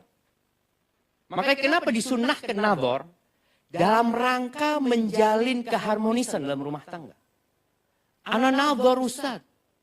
Tapi waktu itu mati lampu. Antum kalau padam, antum nadhor apa gitu. Ya makanya nadhor dulu gitu loh. Kadangkala ada wanita-wanita yang membandingkan suaminya dengan orang lain. Dengan suaminya fulan ya. Ketika dia lihat suaminya, ya Allah, kayak gini suami anak ya. Dia lihat suaminya, temannya, Masya Allah ya. Jangan, tundukkan pandangan. Wa qul lil mu'minat yaghdudna min absarihinna. Katakan kepada wanita-wanita mukminah agar mereka menundukkan pandangannya, menahan sebagian pemandangannya untuk menjaga rumah tangga. Sama buat bapak-bapak. Ketika antum sering melempar pandangan antum ke tempat yang tidak halal, maka antum akan kekurangan nikmat di dalam rumahnya. Wallah, wallah. Ketika antum menundukkan pandangan, istri antum menjadi bidadari yang paling indah di muka bumi. Tapi kalau enggak, antum akan melihat gimana istri anda ya. Lebih fulan, iyalah. Fulan itu juga sama ngeliat istri antum. Lebih cantik istrinya fulan. Sama-sama nih tidak menundukkan pandangan. Selalu rumput tetangga lebih hijau dari rumput sendiri. Kembali kepada pertanyaan tadi, antum nggak harus berpisah gitu. Lihatlah kepada kelebihan pasanganmu.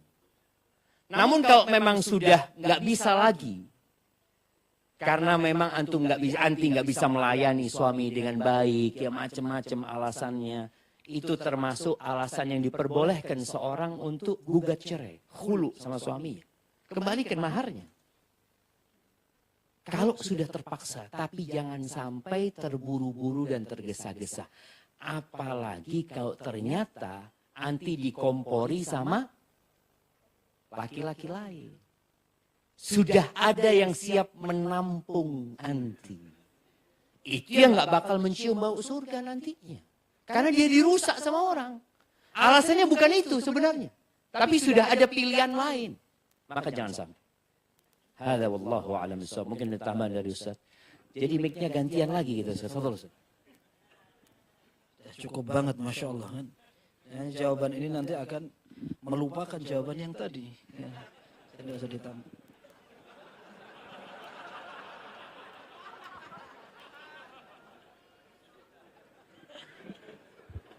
Barakallahu fiik. Jadi Anda bingung Ustaz. Sekarang yang mau jawab Ustaz Syafiq lagi. Tadi kita bicara 4 akhlak buruk. Salah satunya kezaliman. Jangan lakukan kezaliman di depan orang banyak kan tuh. Anda nanya Ustaz, nanya. Ya, Ustaz MH ya. Foto Ustaz. Bismillah. Ana seorang ibu Ustaz dari 2 putri. Jika pada hari-hari normal, Ana alhamdulillah bisa menahan marah, bisa menata hati. Namun jika sudah mau haid, Ustaz, itu Ana gampang terpancing, gampang emosi Ustaz. Mohon nasihatnya Ustaz agar saat hormon tidak stabil, Ana pun dapat memberikan kesabaran dan memberikan reaksi yang baik kepada suami. FYI Ustaz, Masya Allah. Kuliah gini Ustaz. Biasanya Ana marah kalau anak sulit diberitahu. Barakallahu fikum. Kalau sulit diberitahu, beri tempe dia.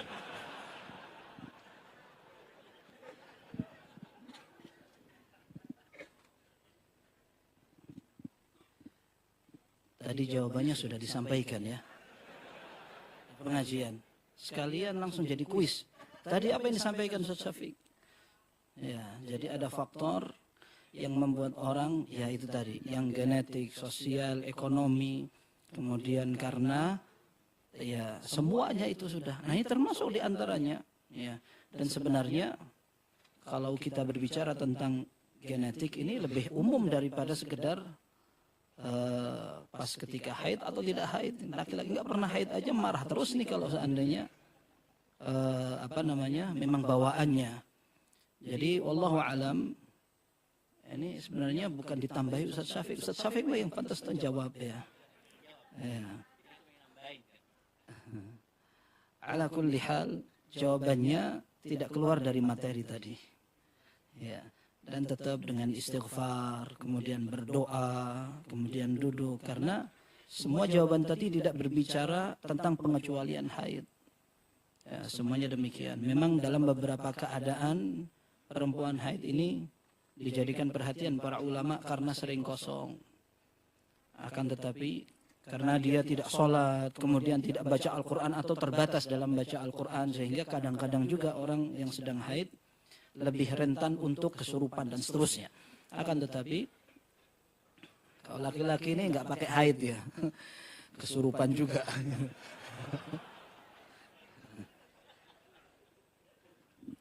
Baik. Tapi yang jelas tadi kita sebutkan tetap istighfar, kemudian berdoa kepada Allah, karena mendidik anak juga ibadah. Ya. Dan memang kalau kita lihat realitanya, yang paling dekat dengan anak adalah ibu. Kelihatan cerewet katanya begitu. Tetapi suami tidak bisa barangkali setelaten ibu dalam memberikan nasihat, dalam mengawal belajar, sampai makan, mandi, terus apa, kadang-kadang kita nggak mikir jadwal makan apa ini sekarang sudah makan belum apa gitu. Kita cuek-cuek aja kan, anak juga nanti kalau lapar makan sendiri kan. Ya, kita pulang, yang penting kebutuhan bulan ini selesai kan. Tapi ala kulli hal kita tunggu jawaban tambahan dari Ustaz Syafiq.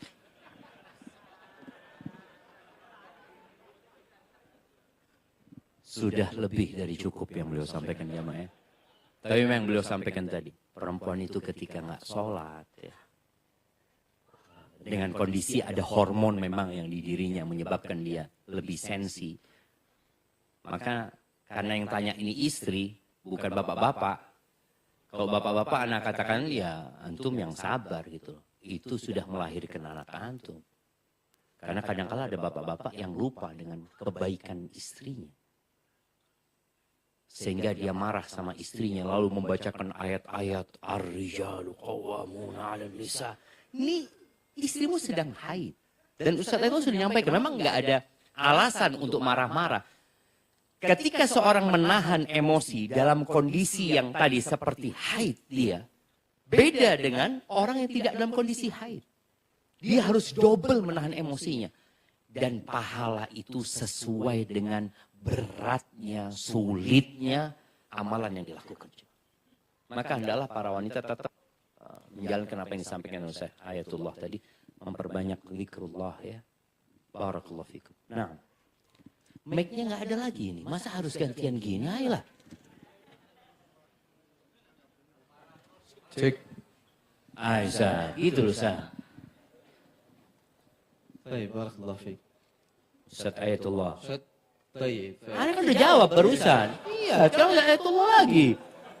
Nah, Bismillah Ustaz. Ana minta pencerahan dan rekomendasi dari antum. Ana punya teman Ustaz, ini seorang akhwat bertanya, apakah dia itu sering merasa tersinggung atau bahkan emosi yang rasanya naik jika membahas seorang Ustaz tentang janda dan kemudian para hadirin ketawa. itu Ustaz. Gimana Ustaz? Dan merendahkan status janda atau bisa membuat tertawa semua jamaah. Insyaallah, Allah musta'an. Ini salah satu kasus aja Ustaz. Apakah tanggapan atau reaksi anak kepada teman anak ini mendiamkan saja, dan apa nasihat kepada teman anak ini Ustaz? Barakallahu fikum.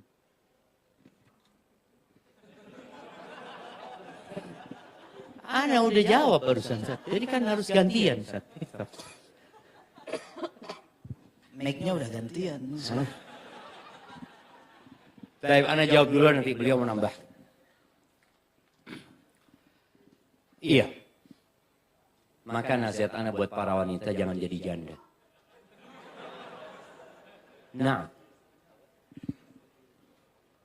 ada janda pilihan, ada janda nggak bisa milih. Ada seorang yang memilih menjadi janda karena suaminya nikah lagi. Ada yang seperti itu. Tapi ada yang menjadi janda karena suaminya meninggal dunia. Atau menjadi janda karena suaminya melakukan sebuah kezaliman yang memang sudah tidak bisa lagi dipertahankan rumah tangga. Kalau pertanyaan anti tadi berkaitan dengan janda, kita sering mendengar hadis yang berkaitan dengan memenuhi kebutuhan janda.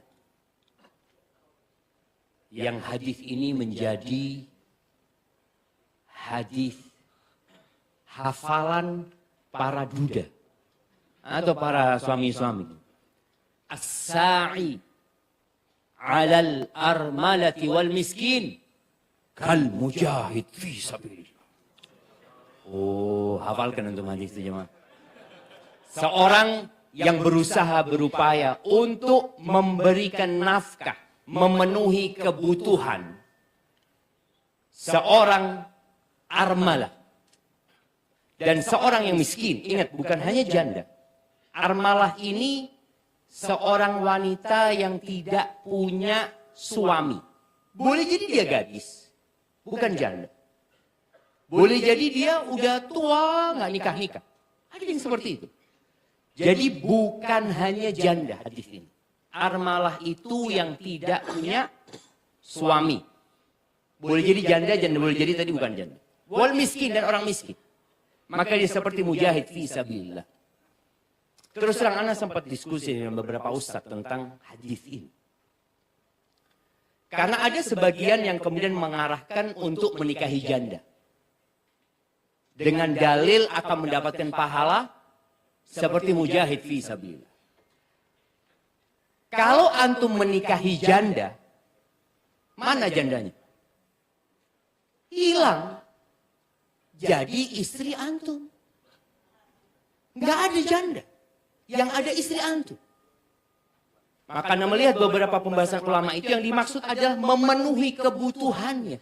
Gimana nih perempuan antum biayai hidupnya padahal antum tidak dapat manfaat sama sekali dari perempuan itu.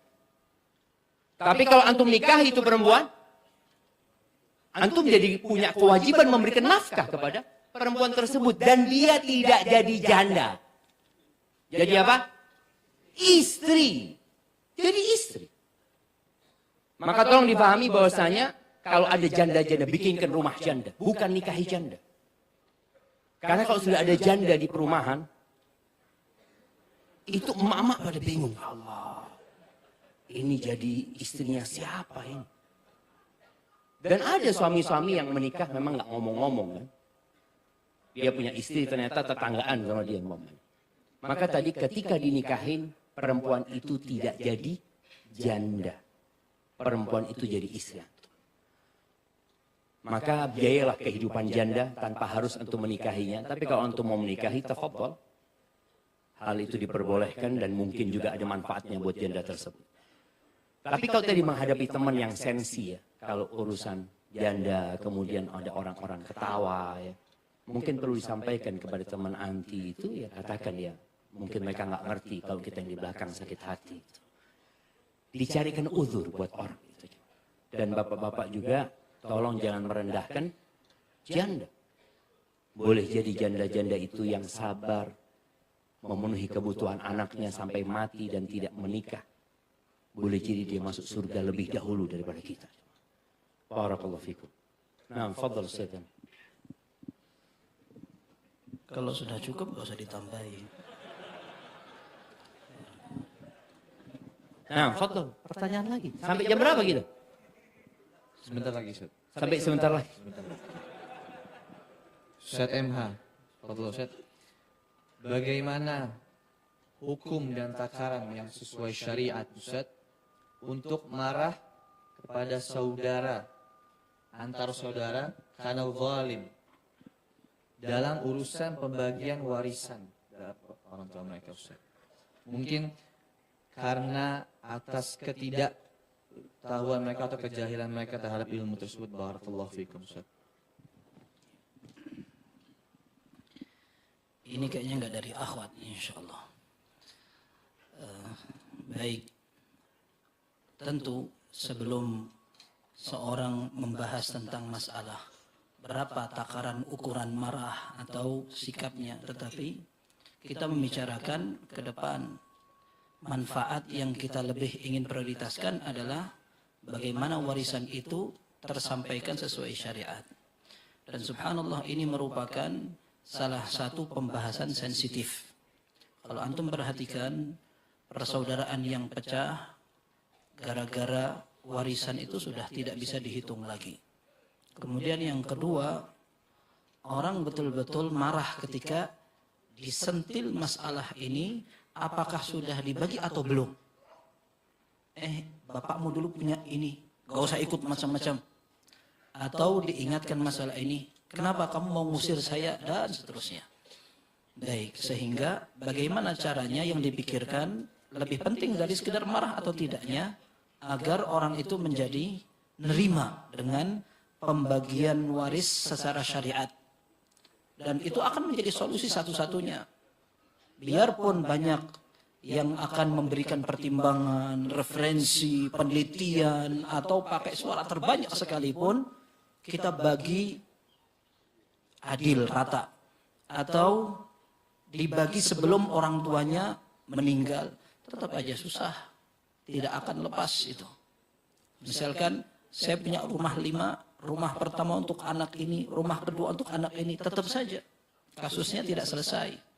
Baik, kemudian dalam masalah warisan atau yang lain, ketika terjadi kekurangan praktek ya, maka sebisa mungkin kita adakan pendekatan nasihat. Karena itu yang paling inti. Sebelum mengambil langkah sikap marahnya.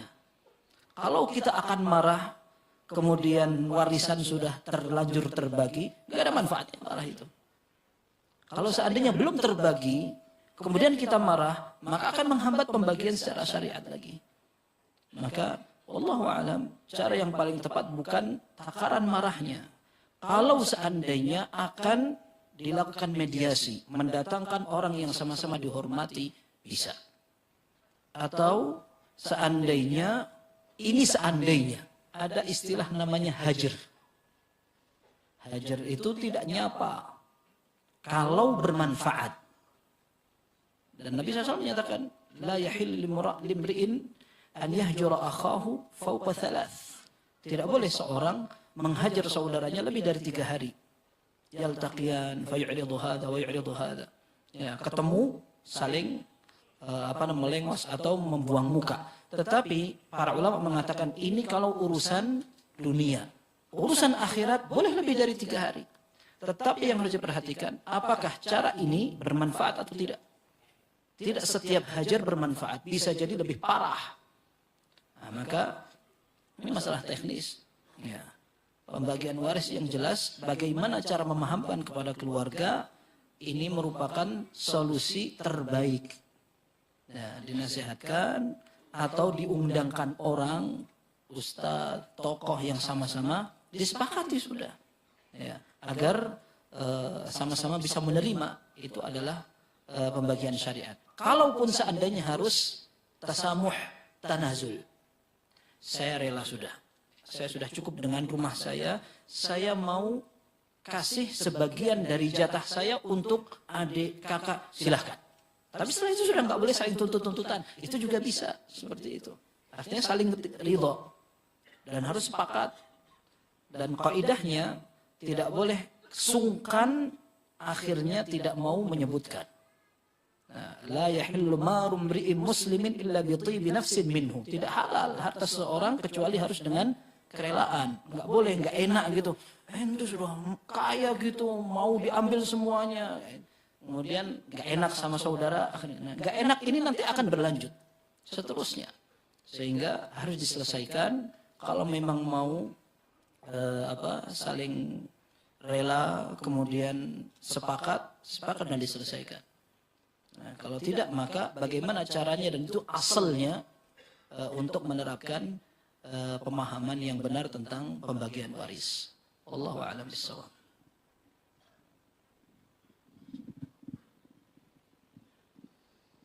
Bismillah. Ustaz Syafiq hafizahullah taala. Terakhir Ustaz insyaallah. Pertanyaan terakhir. Bismillah. Ustaz, ana seorang ikhwan yang alhamdulillah diberi taufik untuk mudah menahan amarah. Bukan tadi dibagi 2, yang ikhwan Ustaz Ayatullah, yang akhwat ana. Ada nggak bilang kayak gitu, Ustaz? Oh enggak gitu. Ada bilang Oke, kayak siap. gitu. Siap. Fadhal.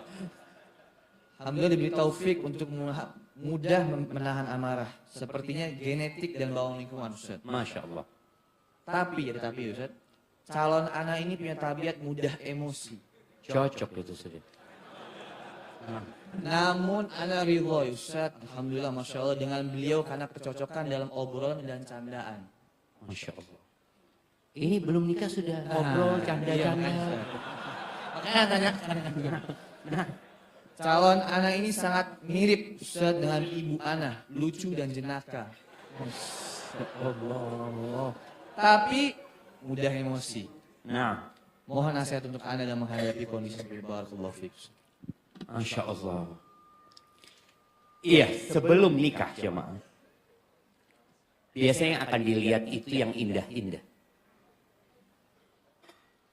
Oleh karena itu, kenapa seorang yang mau menikah itu disuruh oleh Nabi SAW menitik beratkan kepada agamanya. Seorang yang agamanya baik, menjalankan sholat 5 waktu, taat dan patuh kepada orang tuanya, perintah-perintah Allah dia jalankan. Kekurangan dia hanya di sisi yang antum sebutkan tadi, mudah emosi, maka nggak ada masalah insya Allah. Karena semua perempuan itu punya kekurangan. Pakai Nabi SAW mengatakan la yafraq mu'minun mu'minah. Nggak boleh itu. Suami yang beriman membenci istri yang beriman. In kariha minha khuluqan radhiya minha akhar. Kalau ada perilaku dia yang tidak dia sukai, bukankah ada perilaku lainnya? Maka dia fokus kepada kebaikannya. Maka intinya tadi, lihatlah kepada keseluruhan urusan agama dia dan akhlaknya. Kalau kekurangan, semua memiliki kekurangan. Tapi biasanya kekurangan itu tidak akan tampak kecuali setelah pernikahan. Baru akan muncul. Walaupun di awal mungkin tadi udah tahu 1. Mungkin setelah nikah ternyata 7 kekurangannya Ustaz. Nggak apa-apa 7. Kebaikannya 103. Alhamdulillah. Cuma nasihat anak tadi, antum kalau belum nikah jangan terlalu dekat-dekat sama perempuan. Kalau sudah bergurau, ketawa ya sama dia, jalan berduaan, itu yang membahayakan hubungan tadi, yang dikhawatirkan terjebak ke dalam dosa-dosa nanti. Hadza wallahu a'lam bishawab. Jazakumullah khairan ya. Itu pertanyaan terakhir. Ana makasih banyak kepada MC kita. Ana minta maaf ya banyak dosanya sama antum. Bukan kalau ada salahnya, kan orang kan tadi selalu mohon maaf kalau salah, enggak, memang salah. Pada itu, sama panitia-panitia juga, ana mohon maaf dan ana yakin kesalahan ana banyak dan ya